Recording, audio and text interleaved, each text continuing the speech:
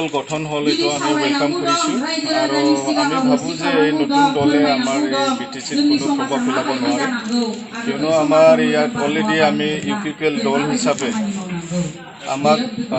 সকলো জাতি জনগোষ্ঠীৰ পৰা আমি সঁহাৰি পাইছোঁ আৰু আজি আমাক ইউপিপিএল হিচাপে মানুহবিলাকে একচেপ্ট কৰিছে আৰু ইউপিপিএল আমাৰ যে ৰাজনৈতিক দল এইটো আজি আমি ভাবোঁ যে এটা প্ৰভাৱশালী দল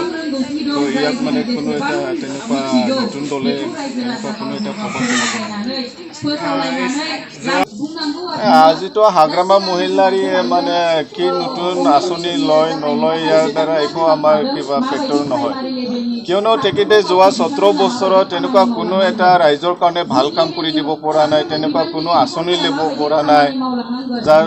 যাৰ কাৰণে মানে আজি ৰাইজৰ তেখেতৰ ওপৰত কোনো বিশ্বাস নাই আস্থা নাই তেখেতে যিয়ে আঁচনি নলওক মানে তেনেকুৱা নতুন নতুন আঁচনি ঘোষণা কৰিলেও ৰাইজে মানে তেখেতক বিশ্বাসত ল'ব নোৱাৰে সেইকাৰণে আমি ভাবিছোঁ তেখেতৰ যি আঁচনিবিলাক ঘোষণা কৰিছে এইটো মানে মিনিংলেছ কিয়নো তেখেত এতিয়া মানে চৰকাৰত নাই পাৱাৰত নাই আৰু কোনো দিন জীৱনতো আৰু নাহে কিয়নো আগন্তুক যি বিটিচি পৰিষদীয় নিৰ্বাচন ইয়াত ইউপিপিএলে চৰকাৰ গঠন কৰিব গৈ আছে আৰু ইউপিপিএলে চৰকাৰ গঠন কৰিলে আমি তেনেকুৱা ৰাইজৰ কাৰণে বহুত তেনেকুৱা ভাল ভাল আঁচনিবিলাক আমি ল'ম যি আঁচনিৰ দ্বাৰা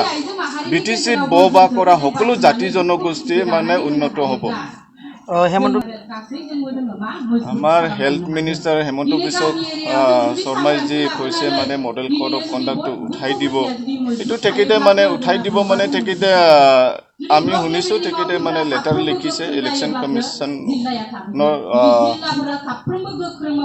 কমিশ্যনাৰলৈ কিন্তু আজিলৈকে তেনেকুৱা কোনো আমি ৰিপ্লাই পোৱা নাই বা তেনেকুৱা মিডিয়াৰ যোগেদি আমি তেনেকুৱা মানে মডেল কোড অফ কণ্ডাক্টটো উঠাই দিব তেনেকুৱা কোনো ফাইনেল তেনেকুৱা ডিচিশ্যনটো আমি পোৱা নাই এইটো তেখেতসকলৰ কথা নাই আমি আশা কৰিছোঁ যাতে তেখেতসকলে মডেল কোড অফ কণ্ডাক্টটো উঠোৱাৰ কথাটো চিন্তা নকৰে কিয়নো যোৱা 6-7 মাহৰ পৰা বিটিচি অঞ্চলৰ যিমানবিলাক ৰাজনৈতিক দল সংগঠনবিলাক আছে সকলো ৰাজনৈতিক দল সংগঠনবিলাকে প্ৰচাৰ অভিযানটো সৰু সৰুকৈ হ'লেও চলাই আছে আৰু ৰাইজে বহুত কষ্ট পাইছে তো আমি ভাবিছোঁ মানে আশা কৰিছোঁ যাতে আমাৰ যি নিৰ্বাচন হ'ব লগা আছে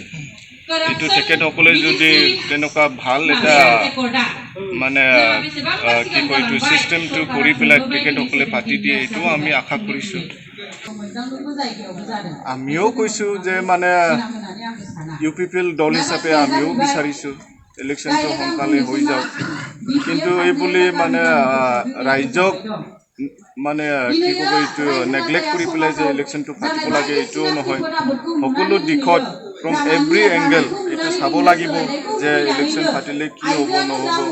তো এইটো চৰকাৰৰ হাতত থাকিল তো আমি দল হিচাপে আমিও আশা কৰিছোঁ ইলেকশ্যনটো হৈ যাওক যদি লকডাউনটো বঢ়াই দিলে ইউপিপিএল দলৰ যে ক্ষতি হ'ব এইটো আমি নাভাবোঁ আমাৰ লাভহে হ'ব কিয়নো যি লকডাউন পিৰিয়ড এই লকডাউন পিৰিয়ডত তেনেকুৱা আমাৰ বহুত মানে বিভিন্ন জাতি জনগোষ্ঠীৰ পৰা ইউপিপিএল দলত মানে যোগদানহে হৈছে